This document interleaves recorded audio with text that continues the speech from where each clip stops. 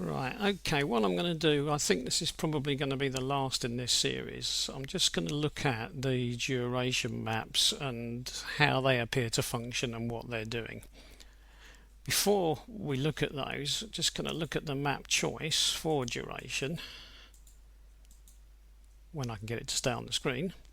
Right, okay, here we go. Here's the map choice. It's being chosen on the basis of start of injection. So if I just double click on that quickly, I've got a factor that we've used before, 0.023437. So you'll have seen that on various other videos if you've watched any of mine. And over here I've got minus 78, which simply allows these figures to appear as after top dead center. They're not used on all ECU files, but they seem to be being used on this one. Now these figures are either after top dead center, as in minus, so that one is minus 4 degrees after top dead center, or they could be read as before top dead center, and we'll just simply call that 4 degrees and ignore the minus. Now this is where most of the action is taking place most of the time. So most of the time start of injection is somewhere up in these figures, so probably using these maps a lot of the time. So what I'm going to do is I'm going to have a look at map 1 as a nice simple choice of map. So I'm going to go back to here and double click on map 1, and that's the one I'll use as my example. Now make it slightly bigger. Now I could look at it in 3D mode, and if I do that though, it's a little bit more difficult to explain what's going on in the figures, so I'll probably keep that in text view. Now, as in many of these maps, the two things are basically the same, in that if you increase the injection quantity, you're also increasing the revs per minute. So whichever way you look at it, you can almost only look at this one and not worry too much about revs, because you know if this one is rising, that one obviously is at the same time. So basically what we're really looking at is a pattern that runs somewhere across the middle, almost as a diagonal across here, because we've got injection quantity going up and we've got revs per minute going up, and so somewhere in the middle will be the amount of time being allowed for the injected quantity to occur to give that number of revs per minute. And if we look at these figures, what we've got here, let's just pick a particular spot. It doesn't really matter which, but it might be simpler to just run down one particular spot or run across one particular spot. So if we pick a figure, let's say here we've got 10 milligrams. So okay, let's consider injecting 10 milligrams. So we'll go across and we look, and 10 milligrams, depending on the revs, we don't want to look at these really low ones because they're obviously not practical in real life. So 10 milligrams, if we come across here to somewhere in the region of 1,000, 1,200 revs per minute, you can see it's 8.51, 7.76. So 10 milligrams is taking somewhere around about 8 degrees of crankshaft rotation. So 10 milligrams, 8 degrees. Now, as it revs up and gets faster and faster and faster, you can see that the amount of time being allowed to inject this amount is actually reducing. Or the time in degrees is reducing, so the number of degrees is reducing.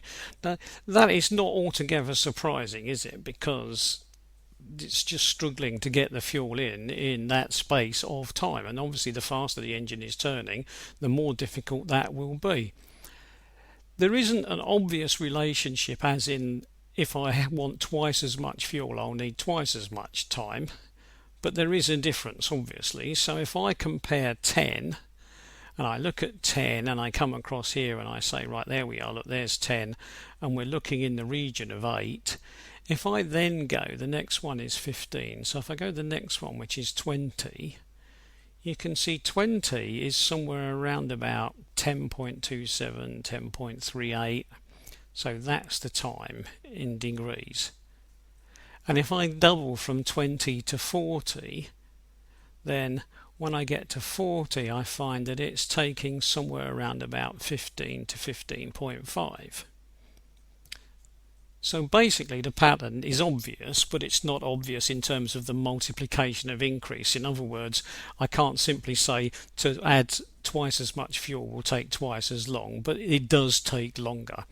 So the more fuel I want to inject, the longer it will take me. It's as simple as that. And that means that when I inject more fuel, I'll need more time, so duration will get longer. And if duration gets longer, start of injection will have to occur earlier. So when it comes to duration and start of injection, they are intimately linked. You cannot change one without affecting the other, and it's up to you to decide which one you think is the one you want to change the most. Now, most people do not start out thinking, oh, I will change start of injection, because most people think that if they want more power from their engine, they need to inject more fuel. And in order to inject more fuel, they are going to have a longer period of duration. That's fairly sensible, isn't it? That's fairly obvious. But if they have a longer period of duration, they are going to have to change the start of injection. Now, this isn't always the case though, because although that is quite clear, that is what you would have to do, before you ever consider touching duration and start of injection maps, have a good look first to make sure that you're not needlessly making changes that you don't actually need. In other words, this map is like a measuring map for the ECU to decide what to do. Now at the moment the ECU, as we've seen in some of the videos that I've put out on here, this ECU is using absolute maximum somewhere around about 50 or 52 milligrams per stroke to get its best revs per minute. But the scale on here runs to 60 milligrams. So if a tuner were to change figures to allow for 60 milligrams injection, they would not need to change the duration maps because 60 milligrams is available. It's already on here. So any change they make that involves 60 milligrams, that's okay, because 60 milligrams, the ECU knows what to do. It can simply look up 60 as a reference on here, and it can say, right, 60 I need, and here we've got a choice of different amounts of time, haven't we? But it's around about 25, 28, 29. So that sort of amount, so around about that sort of amount of time to inject. So the figures for 60 milligrams are already here. And what that means is that for a fairly simple tune on an ECU such as this, you would not need to touch duration and you would not need to touch start of injection. You would only need to touch those if you were considering trying to go outside the bounds that the developers have already put on the maps. And once you go outside those bounds, you are moving into unknown territory, and that's when you risk doing some sort of damage to your engine, which is why it's always a good idea not to touch these without looking on forums and places like that to see what other people have already tried. Because unless you want to be the guinea pig or you want your car to be the guinea pig, it's probably better to check to see what other people have successfully tried.